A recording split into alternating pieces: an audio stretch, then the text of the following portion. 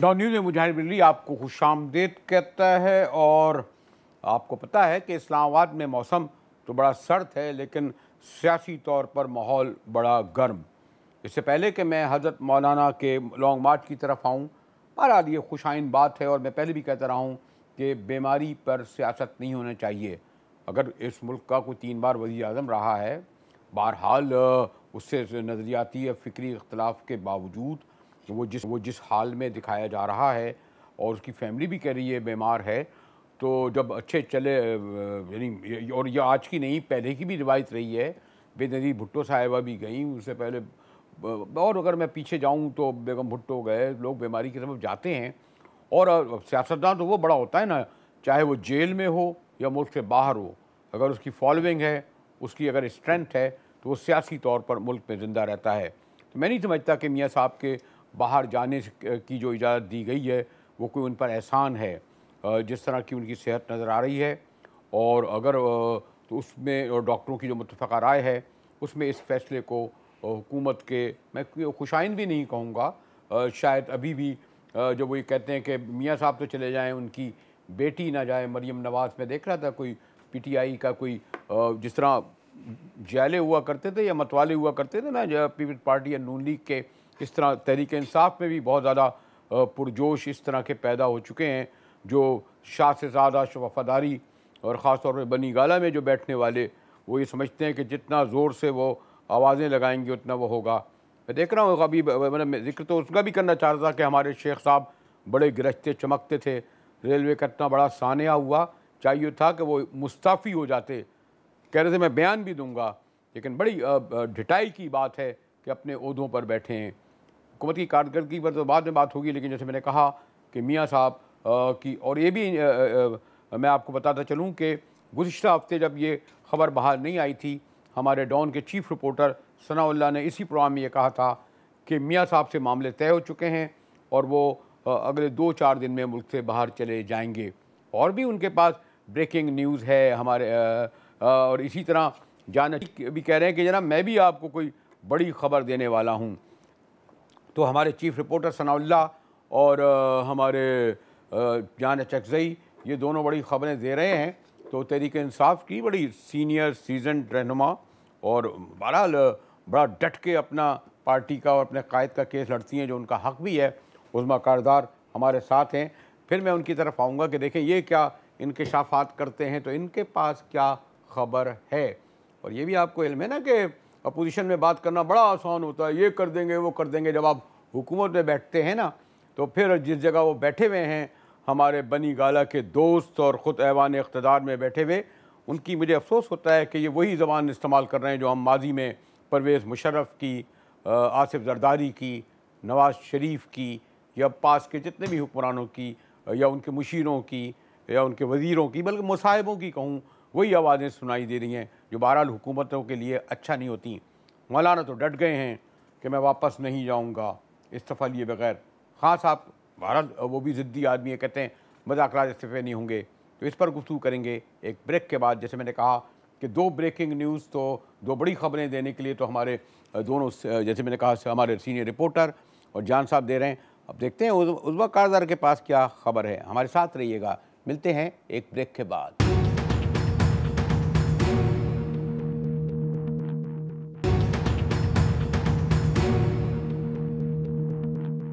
Don news में एक बार फिर मुजाहिर बिल्ली आपको खुशामदीद कहता है। ये तो मैंने आपको बता ही चुका हूँ कि हमारे जान चकज़ई जो हज़रत मौलाना फज़लुर रहमान के तर्जुमान होते थे, बड़े करीब होते थे, बड़े दिल से करीब होते थे। और जो दिल से करीब हो वो अगर दूर भी हो जाए तो उसकी क़ुर्बत ख़त्म नहीं होती। मैं जब भी प्रोग्रामों में देखता हूँ ये जिस तरह उनके लिए गुफ्तगू करते हैं, तो लगता है कि उनके दिलो दिमाग में अभी भी बसते हैं। सनाउल्लाह खान ने, मैंने जैसे कहा कि हमारे बड़े सीनियर रिपोर्टर इस्लामाबाद के बाखबर सवारी पिछले हफ्ते मुझे ख़बर दे चुके थे कि मियाँ साहब का जाना ठहर गया है, सुबह गए या शाम गए।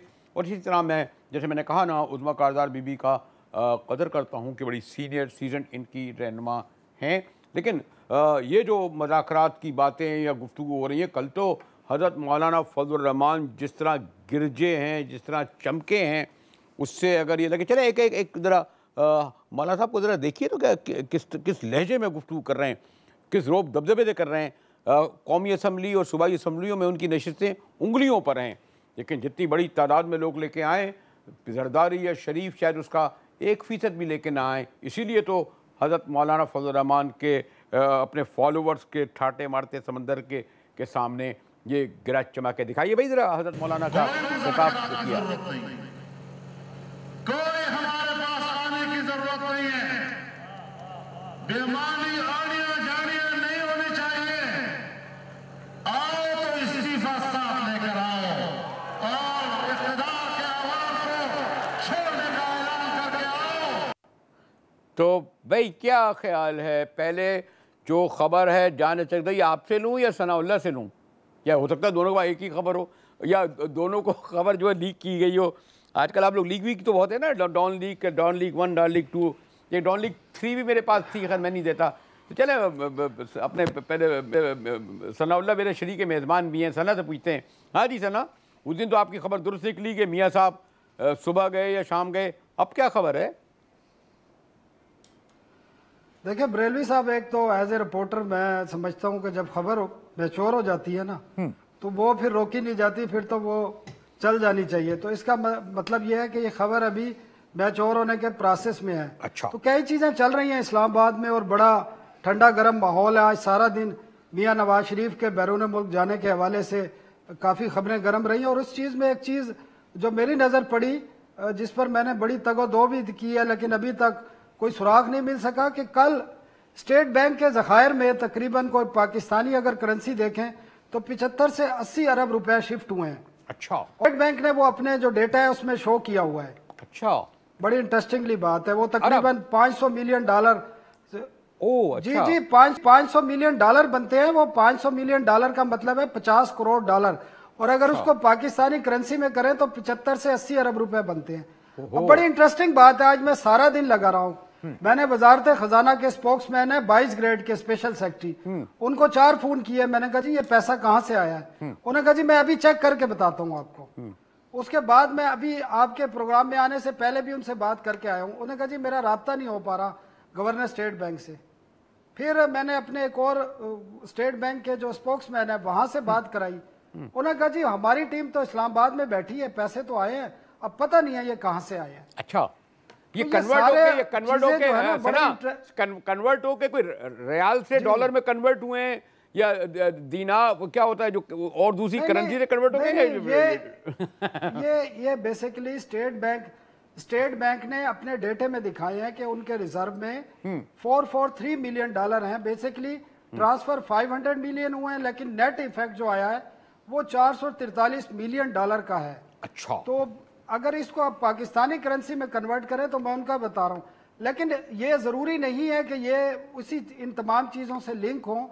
लेकिन बुनियादी मसला ये है कि ग्रेड 22 का एक फाइनेंस मिनिस्ट्री के आप स्पोक्समैन से पूछ रहे हैं, तो मैं तो 25 साल से कर रहा हूं, ये मुमकिन ही नहीं है कि उसको मालूम ना हो कि ये पैसा कहां से आया। अब मैं जान से पूछता हूँ जो उनके साबिका तर्जुमान रहे, आपके पास क्या खबर है? क्या कोई मौलाना से भी या डील या ढील या कोई बातचीत हुई है? और कुछ इधर अगर मुंतकिल हुए स्टेट बैंक में तो किसी और के अकाउंट में कुछ मुंतकिल हुए हैं स्टेट बैंक से जाने चक रही? देखिए अभी 2 ट्रैक्स आपको भी मालूम है चल रहे हैं। एक तो ये पब्लिक पोस्चरिंग है, हम जलसे में क्या कहते हैं, कमेटियां क्या कहती हैं, और लोगों के कंजम्पशन के लिए बातें हो रही हैं, आईनी तरमीम, पता नहीं कौन सा कमीशन, रिफॉर्म्स, ये सारी बातें तो आम लोगों के कंजम्पशन के लिए। फिर एक और ट्रैक 2 भी है जो खुफिया बातें चलती हैं जिसमें असली बातें होती हैं। तो सियासत में आप 2 ट्रैक भी चलाते हैं, एक वो जो ड्राइंग रूम में और एक ये जो पब्लिक पोस्चरिंग के लिए। तो जो ट्रैक 2 है, ट्रैक 2 वहां पे अभी सना ने कहा कि 50 करोड़ डॉलर अचानक कहां से आ गए? मैं आपको सिर्फ कॉन्टेक्स्ट बता रहा हूं। तो ट्रैक 2, तो जो ट्रैक 2 है वो असल में डेडलॉक वहां पे है, और वो है ऑफिस पे। मौलाना साहब ने कन्वे करवाया कि उनका भाई को बलूचिस्तान का गवर्नर लगाया जाए। अच्छा। तो इस हवाले से कोई इम्प्रूवमेंट नहीं हो रही इस पे। रहमान को तो इस पे देखिए, मैंने नाम किसी का नहीं लिया, मैंने भाई की बात की, तो कोई भी हो सकता है। 2 भाई हैं 3 भाई हैं? इसके 2 भाई 3 भाई हैं। 3 भाई नहीं बल्कि 4 भाई है, सॉरी। अरे तो पता नहीं किस पे। तो अब अब डेडलॉक यहाँ पे है कि कोई ऑफिस क्या उन्हें मिलेगा। अभी तक मेरी इंफॉर्मेशन ये है कि कोई ऑफिस उन्हें मिलने वाला नहीं है। अच्छा। और मौलाना साहब जो है वो चाह रहे हैं कि जो मेहनत उन्होंने की है वो पावर पॉलिटिक्स में भी रिफ्लेक्ट हो। बाकी जो इश्यूज हैं उस पर कोई इख्तलाफ राय नहीं। मसलन मौलाना साहब को मालूम था, है और रहेगा कि प्राइम मिनिस्टर ने कोई इस्तीफा नहीं देना है। वो एक मैक्सिमलिस्ट पोजीशन थी, हम सबको मालूम है। वो जो कहते थे मुज़ाकरात नहीं करेंगे, बातचीत नहीं करेंगे, मेरे ख्याल में इतने फेरे लगा रहे हैं आपके वजीर, मुशीर, खान साहब के दाएं बाएं, ये तो हकीकत है ना उज़्मा कारदार। जी बहुत शुक्रिया बरेलवी साहब, आपने मुझे इनवाइट किया। पहले तो मैं मुबारक देना चाहती हूँ जान अचकज़ई को, क्या ज़बरदस्त इन्होंने एनालिसिस पेश किया है। कमाल हो गई है। देखें ये तो मौलाना के साथ रहे हुए हैं बहुत अरसे, तो ये तो उनकी थिंकिंग को और उनका जो किस तरफ उनका जहन है नहीं है, उनकी प्लानिंग क्या है, उसको अच्छी तरह बखूबी जानते हैं। और मेरे ख्याल में इनकी बात जो इन्होंने की है उसमें बड़ा वज़न है, क्योंकि मौलाना जिनके साथ आपने हजरत लगा दिया, मुझे लगता है आप भी बहुत मोतकद हो गए उनके। वैसे हम लोग हमेशा हम लोग बरेलवी देवबंदी जितने भी हों अपने सबको हजरत ही कहते हैं जी। अच्छा देखें, अगर आप मौलाना की हिस्ट्री ज़रा उठा के देखें, वो हमेशा इक़्तिदार में रहे हैं, इन ऐवानों में रहे हैं। उन्होंने उनकी जो सबसे ज़्यादा जो मैक्सिमम उनकी जो एक पॉलिटिकल जिसे कहते हैं इंजीनियरिंग है, वो होती है कि उनको 2-4 वजारतें मिल जाएं। अच्छा। उनको जब वजारतें मिल जाती हैं, उनको चेयरमैनी मिल जाती है कश्मीर कमेटी के, फिर वो बड़े आराम से खुश हो के तो बैठ जाते हैं, फिर उनको कोई मसला नहीं होता, फिर आप उनसे जो मर्जी करवा दें। अब ये अल्लाह का करना ऐसा है कि इनकी मुफ्ती महमूद की जो पार्टी थी, जो कि 1/3 थी एक ज़माने में असेंबलियों में, वो श्रिंक होते होते सिर्फ अब मजहबी जो जमातें हमारी, उनका 2% वोट रह गया। इनकी मुश्किल 10-12 सीटें इस दफ़ा आई हैं। खुद ये असेंबली से बाहर बैठे हुए हैं। इनको वो अपना डिप्लोमेटिक वो मिनिस्टर्स इनक्लेव में जो इनका घर है वो शिद्दत से याद आ रहा है। तो ये चाह रहे हैं कि किसी तरीके से पावर गेम में इनका वो हिस्सा जो है दोबारा आ जाए।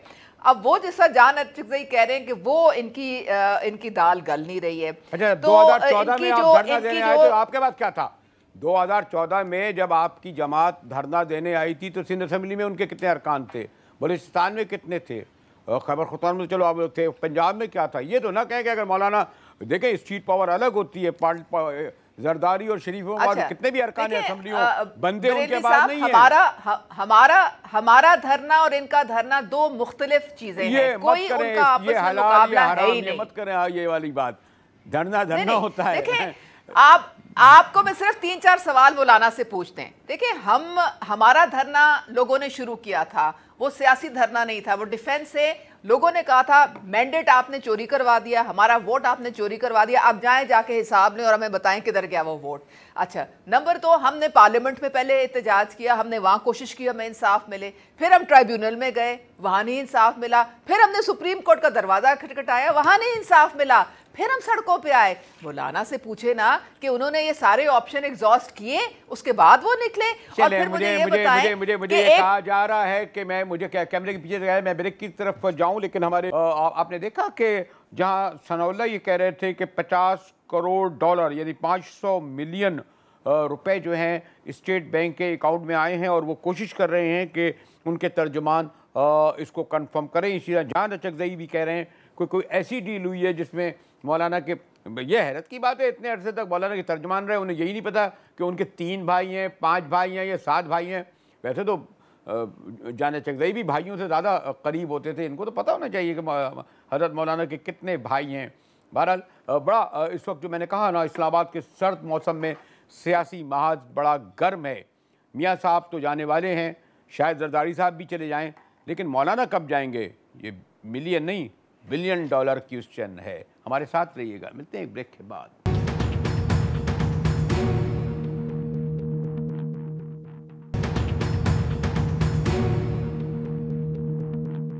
डॉन न्यूज़ में एक बार फिर मुजाहिद बिल्ली आपको खुशामदीद कहता है और हमारे दो बड़े सीनियर सीजन दोस्त भी हैं, बड़े बाखबर सहाफ़ी भी हैं, दोनों का मीडिया से ताल्लुक़ है। हमारी जान अचकज़ई और सनाउल्लाह ब्रेक से पहले 2 खबरें दे चुके हैं। उनके कहते हैं जी पता नहीं कहाँ से 50 करोड़ डॉलर जो है स्टेट बैंक के अकाउंट में आ गए। फिर जान अचकज़ई कह रहे थे डील या ढील, ये तो नहीं लफ्ज़ इस्तेमाल कर रहे थे, लेकिन उन्होंने यहाँ तक कहा कि मौलाना के भाइयों में ये ज़रा कन्फ्यूजन इनको था कि 5 भाई हैं, 7 भाई हैं, 3 भाई हैं, लेकिन एक भाई को शायद गवर्नर बलूचिस्तान बनाया जा रहा है और भी कुछ इनकी बातों से ज़ाहिर हुआ था। लेकिन चले मैं पहले क्विक उज़मा बीबी से पूछूं।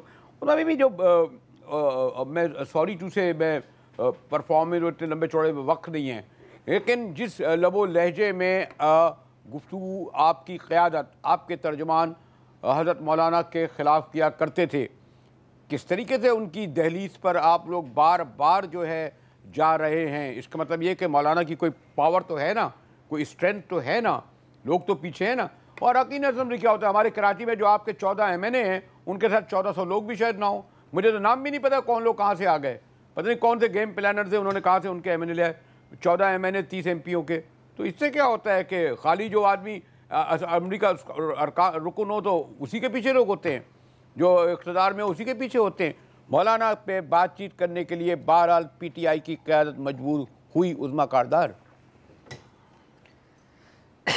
बरेलवी साहब, देखिए ये तो क्रेडिट हुकूमत को जाता है कि ये जो कराची से काफ़िला चला और किस इस्लामाबाद आया, तो फैसिलिटेट तो हुकूमत ने किया ना। हमने जिस तरह इन्होंने हमारे ऊपर हमारी कारकुनों को जेलों में डाला था और हमारे ऊपर फायरिंग की और टेयर गैस शेलिंग की, हमने वो तो कुछ भी नहीं किया, क्योंकि ये जो लोग आए हैं सबसे ज़्यादा जो सपोर्ट करते हैं इनको प्राइम मिनिस्टर इमरान खान करते हैं। ये वो मदरसों के हमारे लोग हैं जिनके लिए प्राइम मिनिस्टर जो हमेशा उन्होंने कहा कि तारीफ़ की, उन्होंने कहा कि 25 लाख तलबा ऐसे हैं जो मदरसों में पढ़ते हैं, जिनको हुकूमत फेल हो गई है, उनके लिए स्कूल प्रोवाइड नहीं कर सकी है। तो कितने हमने KP में मदरसा रिफॉर्म्स किए, हमने वजीफ़ा लगवाया है इमाम को, हमने वहाँ सोलर पैनलिंग उनको दी। हमने प्राइम मिनिस्टर कहते हैं कि इन मदरसों से डॉक्टर, इंजीनियर निकलने चाहिए, साइंटिस्ट निकलने चाहिए।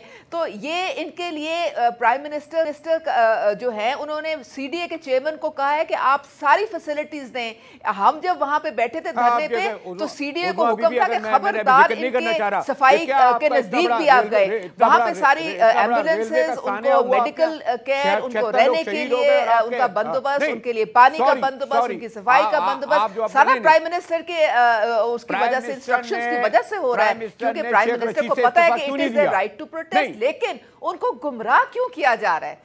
बरेलवी साहब, सिर्फ मुझे आप ये बता दें कि ये अब देखें, ये रोज़ मौलाना एक नई चीज़ कहते हैं, कभी करतारपुर के मुतालिक ये बदगुमानी लोगों में फैलाते हैं, कहते हैं कि जी ये इकबाल का जो बर्थ एनिवर्सरी थी उसी दिन जनाब ये करतारपुर ओपनिंग की। तो आप मुझे बताएं कि बांगे दरा अगर आप पढ़ें, ये हामिद मीर का ट्वीट है, बांगे दरा आप पढ़ें तो उसमें नानक का इन्होंने पूरा, अल्लामा इकबाल ने पूरी एक वर्स लिखी हुई है जिसमें उनको मर्द कामिल कहा गया है। और ये जो फिर अगले दिन वो कह देते रंजीत सिंह का नाम लेके, तो रंजीत सिंह इनके अपने MNA है KPK में, JUI फेक है, वो कहते हैं कि पूरे सिख कम्युनिटी की दिल आजारी की है मौलाना ने। तो ये इस तरह से गुमराह। फिर आप देखें मजहब कार्ड किस तरह से बुरी तरह ये इस्तेमाल, जिस आप धरने के किसी भी आप गवर्नमेंट की कारकर्दगी पे तो मैं बात करने ही नहीं चाहता, वरना तो मैं कह रहा था ना कि इमरान खान को 76 लोगों की शहादत पे वजीर रेलवे से इस्तीफा लेना था, जो कुछ इतना बड़ा सानिया वाकया हुआ, ना कि वो मुस्करा के जो है वो कह रहे थे कि स्टोव लाओ, ये तो बात छोड़िए, मैं कारकर्दगी की बात नहीं कर रहा हूँ। मैं तो ये कह रहा हूँ, सनाउल्लाह जो ये सवाल किया, कौन मजबूर हुआ, इमरान खान मजबूर हुए या मौलाना मजबूर है मुज़ाकरात के लिए? चले सना, आप ये खबर दे दीजिए मुझे, कौन गया पहले? सना, बरेलवी साहब, लाजमी बात है जब स्टेट की एक जिम्मेदारी होती है, जब एक 50-60 हज़ार 40 हज़ार का एक मजमा जिसमें 4-5 हज़ार बड़े मुनज़्ज़म भी हों, एक ही वर्दी में हों, आके आपके शहर इक़्तिदार में बैठ जाएं, तो हुकूमत को तो मुज़ाकरात करने पड़ेंगे। वो उस चीज़ से मैं एग्री करता हूँ, हुकूमत को ही मुज़ाकरात करने थे, मौलाना को मुज़ाकरात नहीं शुरू करने थे। लेकिन इस बात की एज ए साफ़ी भी, एज ए पाकिस्तानी भी, मैं नहीं समझता कि किसी को इजाज़त दे दी जाए कि वो आके बैठ जाए। अब फॉलोअर तो मौलाना तारिक जमील के भी हैं, मौलाना नईमी साहब के भी हैं, कराची वाले के। अब वो आके उनको लेके बैठ जाएं कि जी ये गलत कर रहे हैं, इनका गैर इस्लामी है। इमरान खान जो आके बैठ गए थे, नहीं, इमरान खान 14 में आके बैठ गए थे, 2014 में तो मैं तो आप उससे अपने भी फंडामेंटल राइट के लिए आए थे बरेलवी साहब। हम नामूसे रिसालत को हमने सियासी मकासद के लिए नहीं इस्तेमाल किया था। हमने इजराइल कार्ड नहीं फेंका था, हमने यहूदी कार्ड नहीं फेंका था, हमने कादियानी कार्ड नहीं फेंका था लोगों के ऊपर। जी सना एक लाइन करें फिर मैं जान के देखिए बात मैं कह रहा हूं, ये दोनों ही इकदामात, प्राइम मिनिस्टर कोई भी है इलेक्टेड प्राइम मिनिस्टर, उससे इस्तीफा मांगना, उसके पाकिस्तान के आइन में कोई हैसियत नहीं है। और मौलाना फजल रहमान खुद, उनको तो बड़ा उनका मशहूर था कि वो आइन को एक तो समझते भी हैं और उसका हवाला भी बहुत देते थे। उसके बावजूद वो आके बैठ गए हैं और जिस तरह जगजाई साहब ने कहा कि जो बातें वो स्टेज पर आकर कह रहे हैं, एक्चुअल मुज़ाकरात उन बातों पे नहीं होते, वो पब्लिक कंजम्पशन के लिए होते हैं। और ये जो लोग आके बैठे हैं, मैंने आपको बरेलवी साहब पिछले प्रोग्राम में भी कहा था कि ये सियासी वर्कर नहीं है, ये या फॉलोअर्स हैं या मदरसे के तालिब इल्म हैं और इंतहाई मासूम और सादा लोग हैं। उसमें ऐसे ऐसे लोग हैं जिन्होंने पहली मर्तबा इस्लामाबाद देखा है, जो पहली मर्तबा अपने मदरसों से निकले हैं, पहली मर्तबा अपने देहातों से निकले हैं। लोग बिल्कुल जमा हुए हैं और जो अंदर मुज़ाकरात हो रहे हैं वो डिफरेंट है। जगजाई साहब की बात से मैं एग्री करता हूं, वो सिर्फ जो स्पीचेस हो रही हैं वो कंजम्पशन के लिए हो रही हैं या मुज़ाकरात में जो डिमांड्स हैं उनको पूरा करने के लिए प्रेशर बढ़ाया जा रहा है। मुझे ये बताइए क्विक, आप स्पेसिफिक, आपने कहा कि बहरहाल एक मुज़ाकरात नहीं, एक डील होने जा रही है, डील भी, और आपने उसमें कहा है कि उन्होंने गवर्नर बलूचिस्तान का अपने भाई को मांगा है। उसके अलावा आपके ख्याल में और क्या क्या मराहत चाहते हैं? वो तो कह रहे थे, अभी मैंने सुना है ना, गिरफ्त चमक कर या तो इस्तीफा दें या 3 माह में इंतखाबात का ऐलान कराएं। जाने चकजई, देखिए, मैं जो भी मौलाना साहब चाहते हैं, लेकिन कोई भी सीरियस मुज़ाकरात नहीं हो रहे हैं। हुकूमत देने की पोजीशन में नहीं है। हुकूमत समझती है कि वो अपर हैंड है और उन्होंने कुछ भी नहीं देना है। आई रिपीट माई सेल्फ, कुछ भी उन्होंने नहीं देना है। माँ सवा सियासी जो भी फेस सेविंग चाहते हैं, कोई भी मैकेनिज्म्स। बाकी ये बात कि क्या मौलाना साहब प्रेशर बढ़ा के हुकूमत से कुछ ले सकते हैं? नहीं। जितना मौलाना साहब यहाँ पे आप बैठने जा रहे हैं, उतनी उनकी सियासी साख को नुकसान पहुंच रहा है। कल मेहर बुखारी साहिबा के साथ जो उन्होंने गुफ्तगू की है, टॉक की है, वो बहुत से हलकों में अल्ताफ हुसैन की 22 अगस्त वाली तकरीर से कंपेयर किया जा रहा है। अब सियासत में आप उस हद तक नहीं जा सकते जहां पे स्टेट के रेड लाइन क्रॉस होने का खतरा हो। अगर आपने इस मुल्क में सियासत करनी है तो सियासत, रियासत और मुल्क के मफादात डिफरेंट होते हैं। तो जितना भी वो यहाँ पे रहेंगे, उनका वो जो सियासी फायदा मिला था इस मार्च में, अब उनका नेट लॉस में जा रहा है। अब उन्होंने कंपेयर करना है कॉस्ट बेनिफिट एनालिसिस को। कमजोर नहीं पड़े हैं कि जान चकजई और उस्मा कारदार की जो है वो आवाज मुझे एक तरह सुनाई दे रही है। जरा मैं ब्रेक के बाद आऊं तो फिर जरा मैं एक तीसरी आवाज भी सुनाने की कोशिश करता हूं। हमारे साथ रहिएगा, मिल ब्रेक के बाद।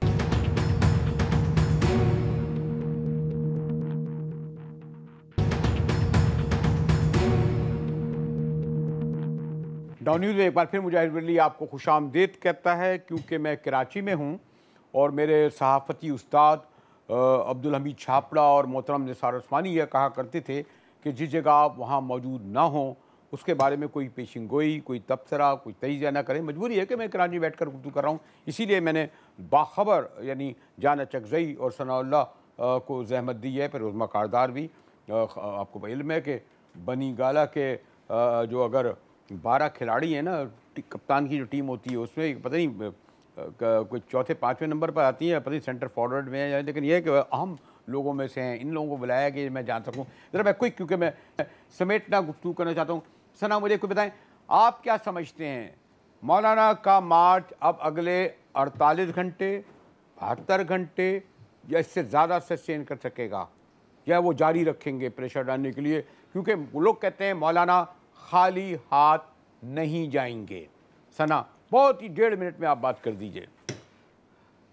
बरेलवी साहब, एक तो मैं साफ़ी हूँ, वाक़यात को देख के बताता हूँ, नजूमी तो हो नहीं, टाइम इसलिए मुझसे ना पूछें, लेकिन ये सारी चीज़ें एक दूसरे से मुझे जो महसूस हो रहा है, जो मेरा तजिया है, ये लिंक हुई हैं।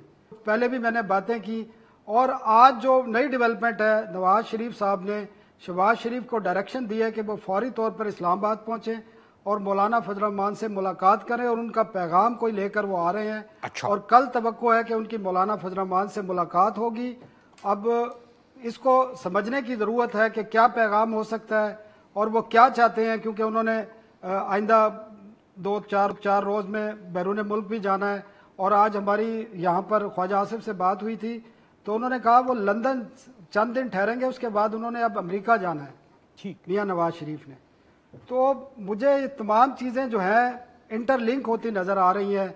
मौलाना साहब से कल शहबाज शरीफ मिलने आ रहे हैं, अब वो क्या मैसेज लेकर आ रहे हैं। और ये जो नहीं, मौलाना के हामी क्या तैयार हैं 72 घंटे, उस बल्कि 96 घंटे, बल्कि कोई 10 दिन या 15 दिन के लिए स्पेसिफिक बिल्कुल सना? देखें बरेलवी साहब, एक तो जो इनके साथ आए थे उनकी तादाद कम हो रही है पहले दिन की निस्बत। एक तो सर्दी बहुत ज्यादा हो गई है, बारिश हुई है, लोग कम हो गए हैं और आए दिन रोजाना कम हो रहे हैं। दूसरी बात यह है कि मौलाना के जो मुतालबात हैं, अब उनकी सूरत हाल देखनी है कि वो उनके मुज़ाकरात किस नौयत पर पहुंचे हैं। और हुकूमत ये चाहती है कि कोई जो है जिसको कह सकते हैं कि कानून का इस्तेमाल ना ही किया जाए तो बेहतर है। और वो कोशिश ये की जा रही है कि ये किसी तरह पुरअमन तौर पर यह धरना ख़त्म हो जाए। और अगर ये पुरअमन ख़त्म नहीं होता तो हुकूमत के लिए 2-4 दिन लगेंगे इस धरने को ख़त्म कराने में, तो उसमें ताकत का इस्तेमाल भी हो सकता है और कोई और जराए भी यूज़ किए जा सकते हैं। अच्छा, आप कोई एम्पायर तो नजर नहीं आ रहा ना कहीं आपको एक लाइन में? देखिए वाकई तमाम चीजें वो बड़ा अच्छा बंदे ने तबसरा किया था। एक तबसरा सुन लें सिर्फ, एक तबसरा सुन लें कि धरने के हवाले से आपकी तरह एक दोस्त ने सवाल किया कि जी धरना कब खत्म हो रहा है, टाइम बता दें। 72 घंटे 24 घंटे। तो उन्होंने कहा जी हुकूमत और मौलाना फजल रहमान इंतजार कर रहे हैं कि इमरान खान और मौलाना फजल रहमान इंतजार कर रहे हैं कि हुकूमत कब फैसला और क्या फैसला करती है।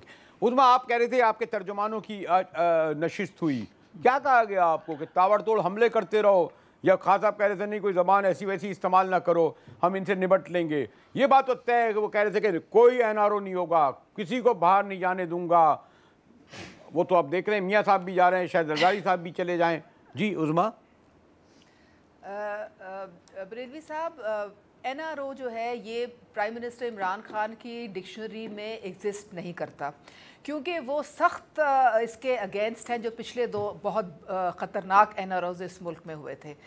अभी भी ये जो सारी सिचुएशन आपके सामने है, इसमें हमारा अमल दखल जो है उतना ही है जितना कि हमारी अदलिया ने हमें इसमें इख्तियार दिया है। ये कोर्ट का फैसला था, ये मेडिकल ग्राउंड्स पे हुआ है और ये 8 हफ्ते के लिए हुआ है। अब हुकूमत के हाथ में तो इसमें कोई बात नहीं थी, मासिवा इसके कि प्राइम मिनिस्टर, चूंकि हमारी एक रीत रिवायत है कि जो भी जेल जाता है वो बीमार पड़ जाता है या वो व्हील चेयर पे आ जाता है। ये मैं आपको कोट नहीं करती, बहुत सारे एग्जाम्पल्स हैं आपके सामने हैं।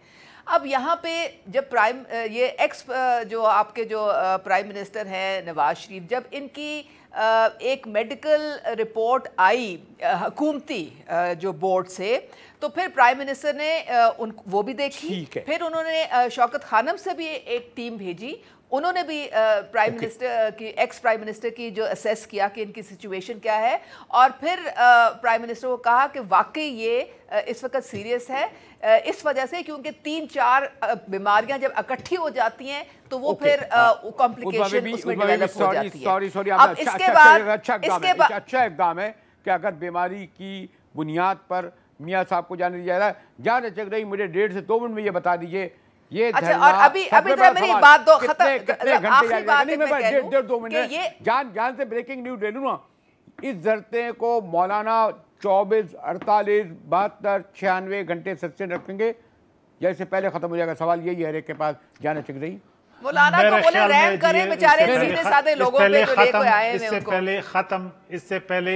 इससे पहले खत्म हो जाएगा। मौलाना कितने घंटे पहले यहाँ पे बैठते कितने हैं घंटे उसके पहले? बाद मेरे ख्याल में 3-4 दिन में बिल्कुल ये वाइंड अप हो जाएगा। अच्छा। इससे ज्यादा अगर वो करेंगे उसके बाद के जो नतायज है वो उनके लिए मुश्किलात होंगे। जेल, मुकदमे, पार्टी में दड़बंदियां और जो सियासी नुकसानात, उनकी बहुत बड़ी कीमत जो है उनके सामने खड़ी होगी। तो उन्हें बैलेंस करना है कि जितना ज्यादा इस्लामाबाद में बैठेंगे उतना ही उनकी सियासी मुस्तकबिल के हवाले से सवालात उठेंगे, क्योंकि एक हद तक आप जो है जो प्रेशर वो जो आप कहते हैं ना हॉर्सेस माउथ, तो हमारे तवील अरसे तक जान अचकज़ई उनके दिलो दिमाग के तर्जुमान रहे हैं। वो ये कहते हैं कि 3 दिन से ज़्यादा मौलाना फजल रहमान का मार्च सस्टेन नहीं कर सकेगा, वरना पकड़ धकड़ होगी या वो तितर बितर हो जाएंगे, पार्टी तकसीम हो जाएगी।